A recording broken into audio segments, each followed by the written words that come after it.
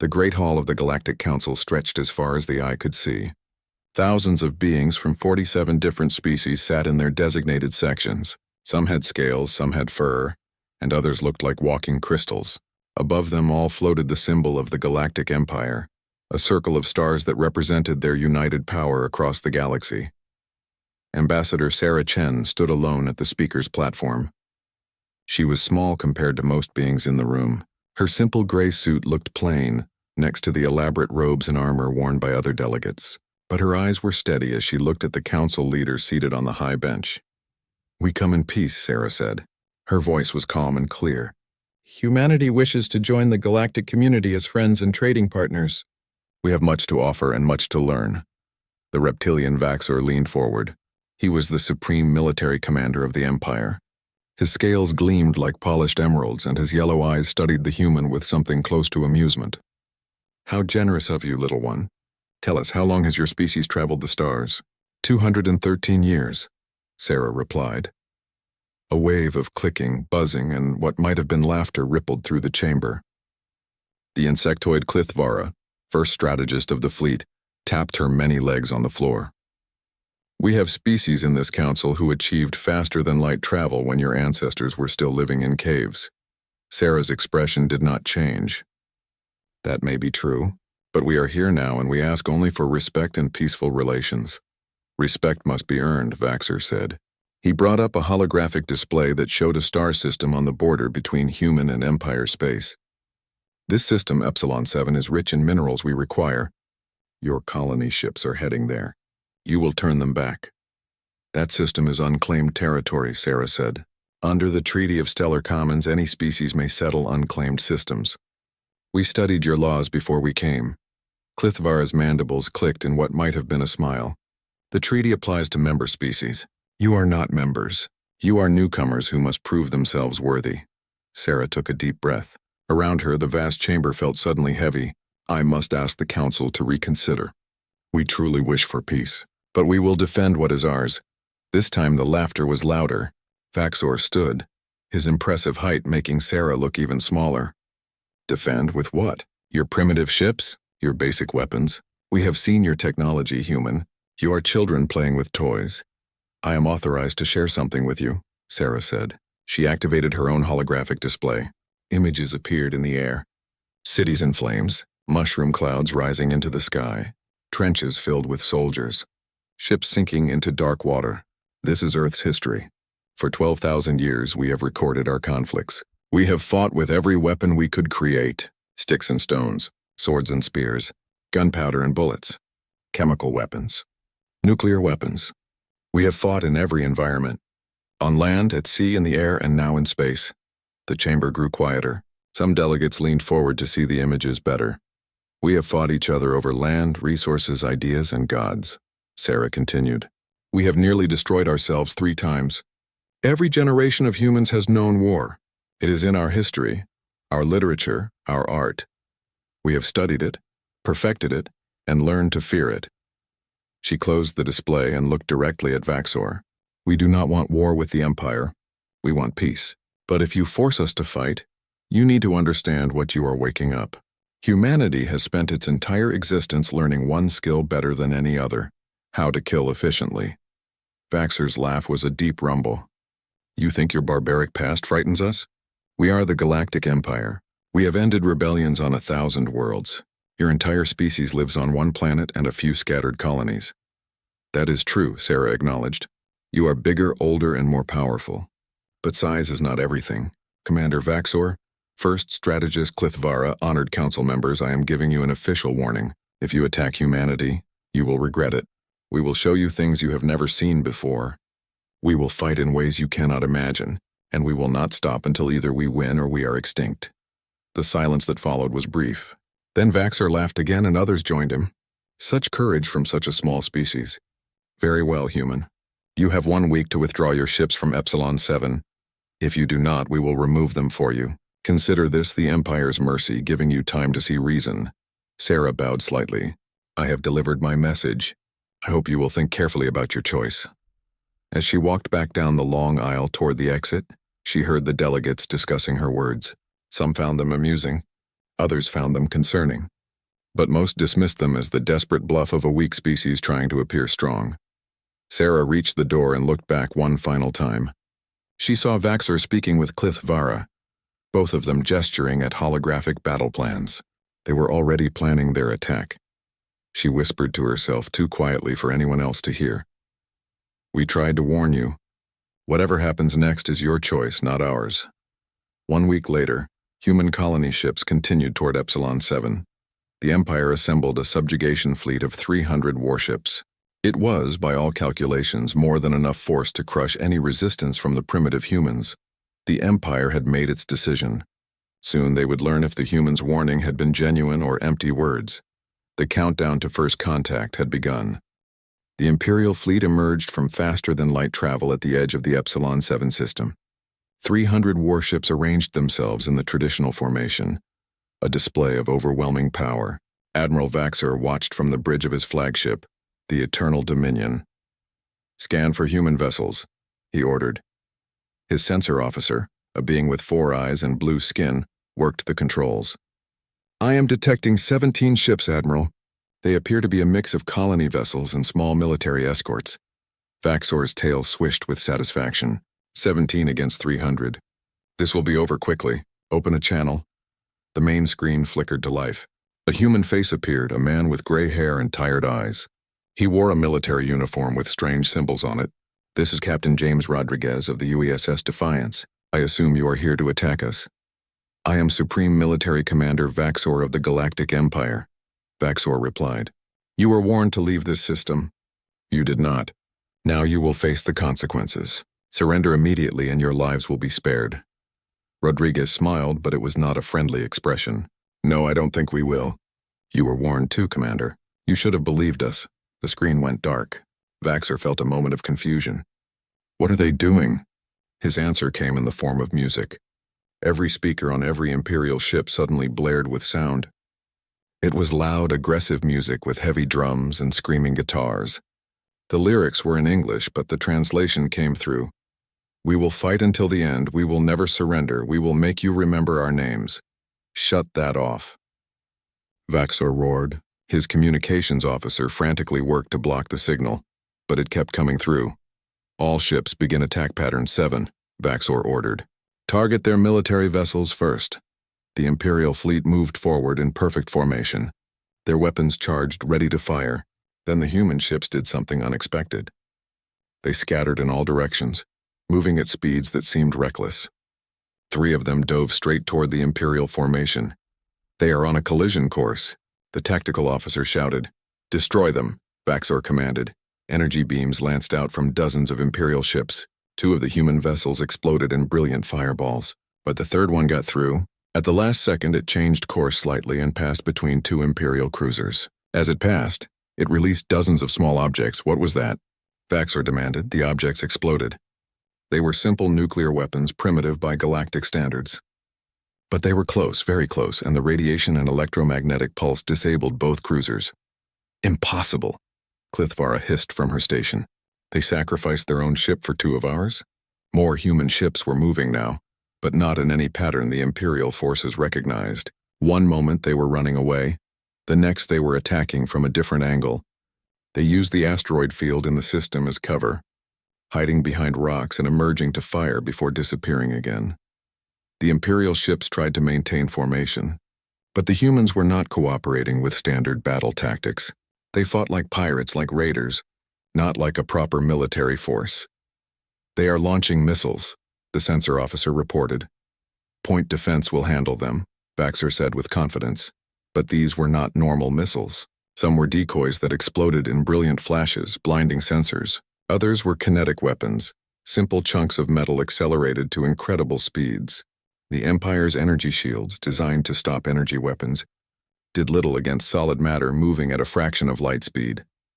One of the kinetic projectiles punched through the shields of a destroyer and tore through its hull like paper. The ship broke apart, venting atmosphere and bodies into space. "Report," Vaxor demanded. "We have lost 7 ships, Admiral. 15 more are damaged. The humans are using unconventional tactics. They are not following any recognized combat doctrine." On the screen, Vaxor watched as a small human fighter craft flew directly at one of his battleships. The battleship's weapons fired, but the human pilot dodged and weaved. At the last second, the fighter released its entire payload of missiles at point-blank range, then veered away. The battleship's armor held, but it was scarred and damaged. More importantly, its crew was rattled. They had never faced an enemy willing to get so close to take such risks. The battle continued for 3 hours. The humans were clearly losing. Their ships were being destroyed one by one. But they kept fighting. They never asked for mercy. They never tried to surrender. Each ship fought until it was destroyed, and they took Imperial vessels with them when they could. When the last human military ship exploded, the Imperial fleet was left floating among debris. Vaxor looked at the casualty reports and could not quite believe what he was seeing. 91 ships destroyed or heavily damaged, Clithvara read from her display. Over 30% of our fleet, against 17 human vessels. They had no chance of winning, Vaxor said slowly. Why did they fight so hard? His communications officer spoke up. Sir, we are receiving a transmission. It appears to be from one of the colony ships. The screen showed Captain Rodriguez again. His face was bruised and bleeding, but his eyes were still fierce. You won this battle, Commander Vaxor. Congratulations, but you need to understand something. Those pilots you just killed? They were volunteers. They knew they would die. Every single one of them chose to be here. That is what you are fighting. Humans who will die before they surrender. You cannot win this war, Vaxor said. We will send more fleets. We will crush you. Maybe, Rodriguez agreed. But how many of your people will die before you do? How many ships will you lose? How much will this war cost you? He leaned closer to the camera. We tried to warn you. You did not believe us. Now you have seen just a small taste of what humanity can do. This is your last chance. Leave us alone, or we will show you what 12,000 years of warfare has taught us. The transmission ended. Vaxor sat in his command chair looking at the damage reports. Around him, the bridge crew was silent. They had won, but it felt nothing like a victory. Send a message to the council, Vaxor said finally. Tell them we need reinforcements. Many reinforcements. As the Imperial fleet began its journey home, leaving the destroyed human ships floating in space, a single question haunted everyone who had fought in that battle. If this was what the humans could do when they were losing, what would they do when they were truly fighting to win? 3 months had passed since the Battle of Epsilon 7. The war that was supposed to last weeks had become something neither side had expected. Vaxor stood in the war room of the Imperial Command Center, looking at holographic displays that showed fleet positions across dozens of star systems. Every display showed problems. Another supply convoy attacked, reported General Thox, a 4-armed warrior from the Krell species. The humans hit them near the Gamma Relay. They destroyed 6 cargo vessels before our escorts could respond. How are they finding our convoys? Clithvara demanded. Her mandibles clicked with frustration.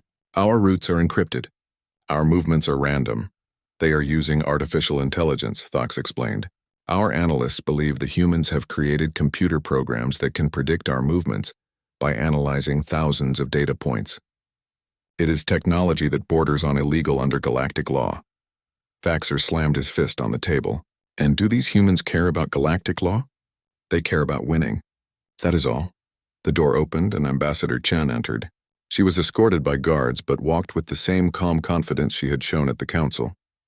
Vaxor had requested this meeting, though it pained him to do so. Thank you for coming, Ambassador, Vaxor said, trying to keep his voice neutral. I came because you asked for negotiations, Chen replied. Are you ready to end this war? I wanted to understand something first, Vaxor said. He brought up images on the holographic display. They showed Imperial soldiers, their bodies covered in strange rashes and sores. This is from our garrison on Telos 4. 200 soldiers became sick within days. Our doctors identified it as a biological weapon, specifically designed to attack Krell physiology. It does not harm other species, only the Krell. Chen looked at the images but showed no emotion. Vaxor changed the image. Now it showed Vaxian soldiers, reptilian like himself, suffering from a different illness. This is from our base on Xerion Prime, a disease that only affects Vaxians. We found similar targeted biological agents on 5 different worlds. He turned to face Chen directly. You are creating custom diseases for each of our species. This is a war crime under every code of conduct in the galaxy. Yes, Chen said simply. It is. The bluntness of her answer shocked the room into silence. You admit it? Clithvara asked. I admit that humanity is fighting a war of survival, Chen said. You attacked us. You tried to take our colony. You have killed thousands of our people. Did you expect us to follow your rules while you try to destroy us? Vaxer felt something he had not experienced in his long military career. He felt like he was losing control. We fight with honor. We follow the laws of war. Your laws, Chen corrected, made by species who never faced extinction. We told you before the war started. We told you what we are. You did not believe us. Thok stepped forward. We have also found evidence of psychological warfare programs. Your ships broadcast strange sounds that cause anxiety in our crews. You send messages designed to make our soldiers afraid. You spread rumors and false information. This is dishonorable. It is effective, Chen replied. That is all that matters to us. Vaxer brought up more images. These showed industrial facilities on human worlds. Our intelligence reports indicate that you have converted 70% of your economic production to military manufacturing. Your people are working around the clock. Children are being trained for military service. Your entire civilization has become a war machine. Yes, Chen agreed. Because you forced us to. Every human understands what is at stake. We will win or we will die. There is no middle ground. You cannot win, Clithvara insisted. We have more ships, more soldiers, more resources. Mathematics does not lie. Chen smiled, and it was a cold expression. 3 months ago, you had 300 ships at Epsilon 7. You lost 91 of them. How many ships have you lost since then? How many convoys? How many bases? Your soldiers are afraid now. They fear every shadow, every strange sound. They know that humans do not follow your rules. Do not fight the way you expect. She walked to the holographic display and pointed at different locations. You have superior numbers, but we have superior motivation. Every human knows what happens if we lose. You are fighting because your leaders told you to. We are fighting because we have no choice. Vaxor was silent for a long moment. Finally, he spoke. What will it take to end this war? Leave us alone, Chen said. Withdraw from our territory. Recognize our sovereignty. Pay reparations for the lives you have taken, and never threaten humanity again. The Council will never agree to those terms, Clithvara said. Then the war continues, Chen replied. She turned to leave, then stopped. Commander Vaxor, let me share something with you. We have weapons we have not used yet. Things we developed during our own wars and swore never to use again. Self-replicating nanomachines, quantum destabilizers, artificial plagues that could wipe out entire species. You would not dare, Vaxor said. We would not want to, Chen corrected. But if you push us to the edge of extinction, we will take you with us. That is what you need to understand. Humans are very good at two things, survival and revenge. Give us a reason to choose revenge and you will regret it. After Chen left, the war room was silent. Thox was the first to speak. She is bluffing about those weapons. Is she? Vaxor asked. He looked at the displays showing human industrial output, their casualty reports, their relentless attacks. They have surprised us at every turn. They fight in ways we never imagined. They use weapons we considered primitive and make them deadly. They sacrifice themselves without hesitation. He thought about the reports from captured human prisoners. Most had killed themselves rather than face interrogation. The few who survived refused to speak even under torture. Their dedication was absolute. We need to request more resources from the Council, Vaxor said finally. This war is going to cost more than anyone anticipated. But even as he said it, a part of him wondered if any amount of resources would be enough. The humans had shown something the Empire had never faced before. They were not fighting to win territory or resources or glory. They were fighting for survival, and that made them more dangerous than any enemy Vaxor had ever faced. On a human colony world, Captain Rodriguez read reports from the front lines. They were losing slowly but surely. The Empire was too big, too powerful. But they were making the Empire pay for every meter of space, every world, every life. He remembered something from Earth's history, a quote from an ancient war. We shall fight on the beaches. We shall fight on the landing grounds. We shall never surrender. That was humanity now. They would fight until they won or until every last human was dead. The Empire had awakened something ancient and terrible, and neither side knew how this war would end. Terra Nova had been humanity's first true colony outside the Sol system. 2 million people lived on the green world, most of them farmers who grew food to feed the expanding human population across the stars. It had parks and schools and everything that made a place feel like home. On the morning of day 147 of the war, Terra Nova died. The Imperial fleet arrived without warning. They did not ask for surrender. They did not give the civilians time to evacuate. Following direct orders from the Galactic Council, they began orbital bombardment. Energy beams and kinetic weapons rained down from the sky. Cities turned to ash. Oceans boiled. The atmosphere caught fire. When the bombardment ended 6 hours later, Terra Nova was a dead world. 2 million human civilians were gone. The Empire broadcast the attack across all channels, a message meant to break human resistance. This is what happens to those who defy the Galactic Empire. Surrender now or more worlds will burn. They expected humanity to collapse. They expected fear and surrender. They were wrong. In the command center on Earth, President Alexandra Morrison watched the footage of Terra Nova's destruction. Her hands gripped the table so hard her knuckles turned white. Around her, military leaders and government officials stood in shocked silence. They killed everyone, someone whispered. Children, elderly, everyone. Morrison looked up. Her eyes were not filled with tears. They were filled with something much colder. Activate Pandora Protocol. Admiral Chen, Sarah's sister, stepped forward. Madam President, if we activate Pandora, there is no going back. The galaxy will never trust us again. The galaxy just murdered 2 million of our people, Morrison replied. Her voice was steady and hard. They wanted to see what happens when you push humanity too far. Let us show them.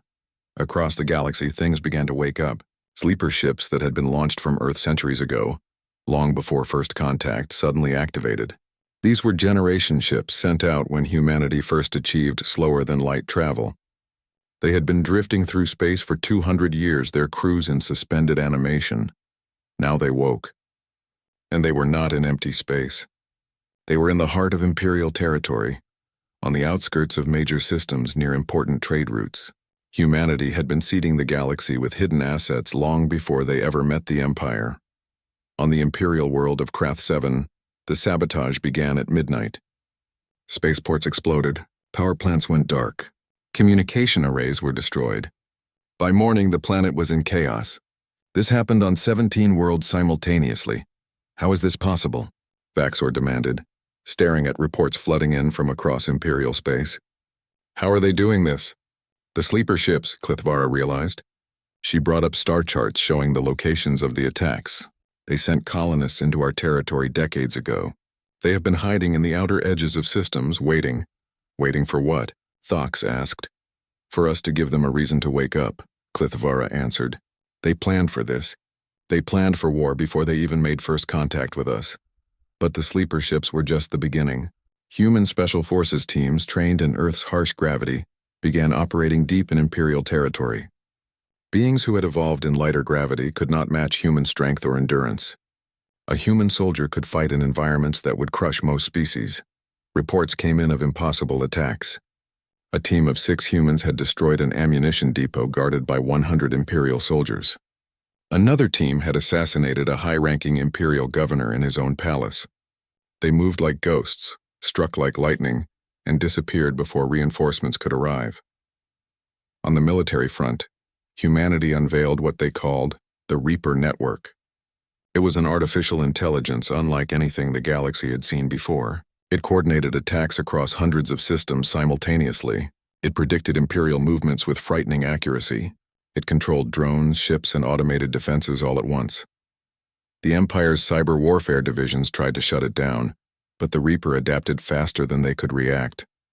It learned from every encounter. It evolved. Within days, it had infiltrated 40% of the Imperial logistics network. Supply ships arrived at the wrong locations. Orders were changed. Communications were intercepted. Entire fleets found themselves cut off from command, operating on outdated information. The careful coordination that made the Empire strong began to break down. Vaxor stood on the bridge of the Eternal Dominion as it prepared for the Battle of Terra Nova. The humans had assembled, a fleet at the ruins of their destroyed colony. Intelligence suggested it was a trap, but Vaxor did not care. The Council had ordered him to crush this fleet and end the human threat once and for all. The Imperial fleet numbered 500 ships, the largest single force ever assembled. Against them, the humans had perhaps 100 vessels. The mathematics seemed clear. But as the Imperial fleet emerged from faster-than-light travel, Vaxor saw something that made his blood run cold. The human ships were not arranged in any defensive pattern. They were scattered across the system in small groups, and they were broadcasting a single message on all channels. The face on the screen was President Morrison. "You destroyed Terra Nova. You killed 2 million innocent people, including children. You thought this would break us. You were wrong. This is not a battle. This is your judgment. The human ships attacked, but they were not alone. Automated defense platforms that had been hidden in the asteroid field activated. Mines that had been seeded throughout the system detonated. Railguns fired from the ruins of Terra Nova itself. Weapons that had been buried and waiting for this moment. The battle was chaos. The Reaper network coordinated every human asset with perfect precision. Imperial ships found their shields failing, their weapons malfunctioning, their communications jammed. The humans had hacked them, infected them with viruses before the battle even began. Vaxor watched his fleet being torn apart. Ships exploded all around him. The careful formations broke down into individual fights, and in those close-quarters battles, human aggression and willingness to die proved overwhelming. "All ships, retreat," Vaxor ordered. "Fall back to the jump point." But many ships never received the order. Their communications were down. They fought alone and died alone. When the Eternal Dominion finally escaped into faster-than-light travel, Vaxor looked at the casualty reports. 347 ships lost. 153 ships had escaped, many heavily damaged. The humans had lost 72 ships. In the quiet of his quarters, Vaxor finally understood. The humans had not been fighting to win territory or gain resources. They had been buying time. Time to wake their sleeper ships. Time to deploy the Reaper network. Time to turn the entire galaxy into their battlefield. Ambassador Chen had been right. They should have listened to her warning. Now it was too late. The war had become something no one could control, and Vaxor no longer believed the Empire could win. Across human space, in every colony and every ship, people mourned Terra Nova. But they did not despair. They did what humans had always done throughout history. They turned their grief into determination, their pain into strength. The Empire had wanted to break humanity. Instead, they had given them a cause worth dying for: revenge. The neutral station Arbitration Prime floated in unclaimed space far from any star. It had been built centuries ago as a place where different species could meet without fear or favor. Today, it would host the most important negotiation in galactic history.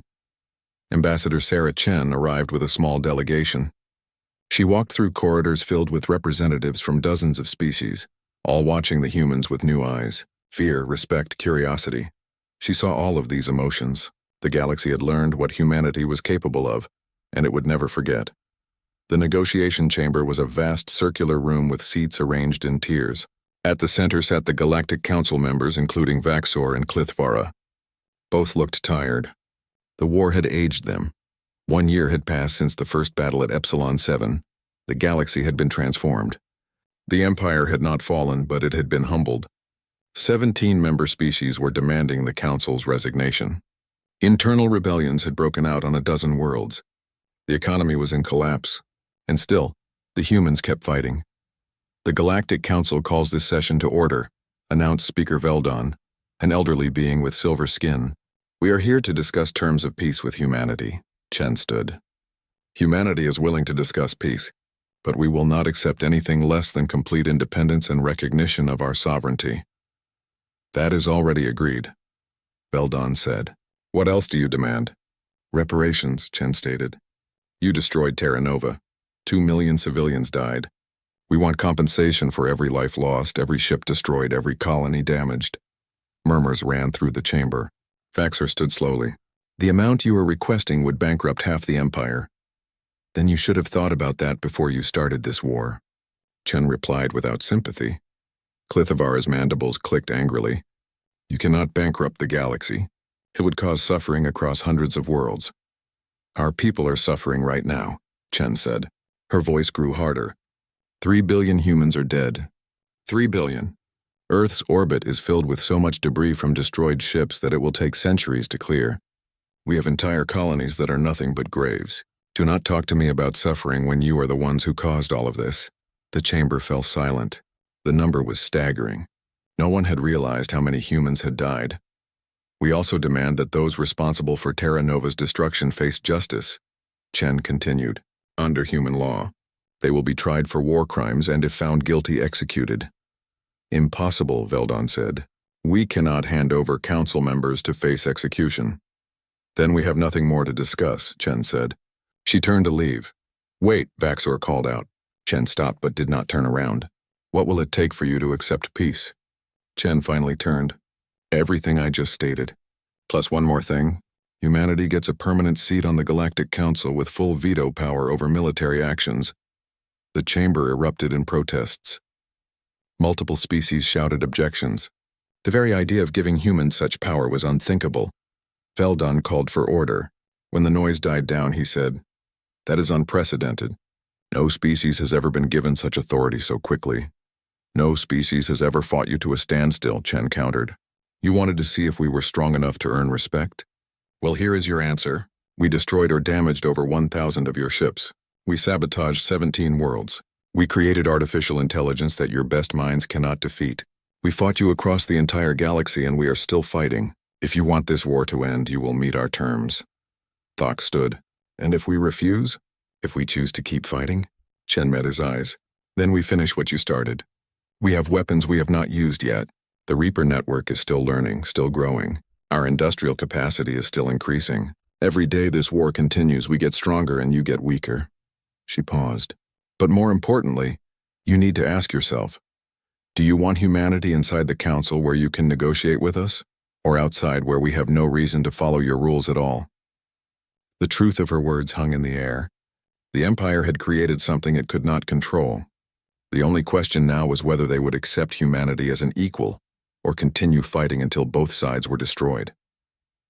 The negotiations lasted 3 days. In the end, humanity got most of what it demanded. The Empire agreed to reparations paid over 50 years. 3 council members who had ordered Terra Nova's destruction were handed over to human custody. They would be tried in human courts, and humanity received a permanent seat on the Galactic Council with veto power over any declaration of war. On the final day, Chen stood before the full council to deliver humanity's acceptance speech. She looked at the assembled representatives, beings from 47 different species, and began to speak. We told you before this war started what humanity was. We warned you that we had spent 12,000 years perfecting the art of warfare. We told you that every species we had ever met, we had fought. Every challenge we faced, we weaponized. You did not believe us. You thought we were primitive, weak, scared. She walked slowly across the speaking floor. You were right that we were scared, but you did not understand what frightens us. We are not afraid of death. Every human knows they will die someday. We are afraid of being forgotten. We are afraid of failing to protect what we love. When you threatened our colonies, our families, our future, you gave us something to fight for that was stronger than any fear of death. Chen stopped and looked directly at Vaxor. You learned what happens when you push humanity to the edge. We showed you things you never imagined. We fought with everything we had. And yes, we did terrible things. We created weapons of horror. We killed without mercy. We broke rules that we ourselves had made. Her expression grew sad. 3 billion humans died in this war. 3 billion fathers and mothers, sons and daughters, friends and lovers. They died because you forced us to fight. But they also died because we chose to fight rather than surrender. That choice, that willingness to pay any price for freedom is what makes us human. She turned to address the entire chamber. Peace is not the absence of the capacity for violence. Peace is the choice not to use it. Every species in this chamber has weapons. Every species could wage war. But you choose cooperation instead. That is what makes civilization possible. Chen's voice grew stronger. Humanity made our choice before this war started. We chose peace. We came to you with open hands and honest intentions. You chose violence. You chose war. Everything that happened after that, every death and every destroyed world came from your choice, not ours. She returned to her place at the newly installed human seat on the council floor. We are here now. We will work with you to build a better galaxy, but never forget the lesson you learned. Never threaten humanity again, because next time we will not show mercy. Next time we will not stop until every last one of you is dust." The chamber was completely silent. Chen sat down and looked around at the council members. "Welcome to the new galactic order. We are all going to learn to live together now, because none of us can afford another war like this one." In the days that followed, the treaty was signed. Human ships began returning home. The Reaper network was gradually deactivated, though copies were kept hidden just in case. The galaxy began the long process of healing, but things would never be the same. Humanity had proven itself in the most brutal way possible. They were no longer the newcomers, the primitives, the species to be dismissed. They were a power, perhaps the most dangerous power in the galaxy. On Earth, President Morrison stood at the memorial for Terra Nova. 2 million names were carved into black stone, a reminder of the price of peace. She placed flowers at the base of the memorial and whispered, "We did not forget you. We made them pay, and we made sure this will never happen again." Above her, ships moved through Earth's orbit, slowly clearing the debris of war. It would take generations to fully recover. The scars would last even longer, but humanity had survived. They had faced extinction and refused to surrender. They had shown the galaxy what humans were capable of when pushed to the edge, and the galaxy would never make that mistake again. As Chen walked through the halls of Arbitration Prime after the final session, a young being approached her. It was a student barely old enough to understand what had happened. "Ambassador Chen," the young one asked, "was the war worth it?" Chen looked at the innocent face and felt the weight of 3 billion deaths pressing on her shoulders. "No," she said honestly. "War's never worth it. But sometimes it is necessary. We tried every other option first. Remember that. We tried peace." She walked away, leaving the young one to ponder her words. The future would judge whether humanity's actions had been right or wrong. But one thing was certain. The galaxy would never forget the day they met humanity in battle. And they would never ignore a human warning again.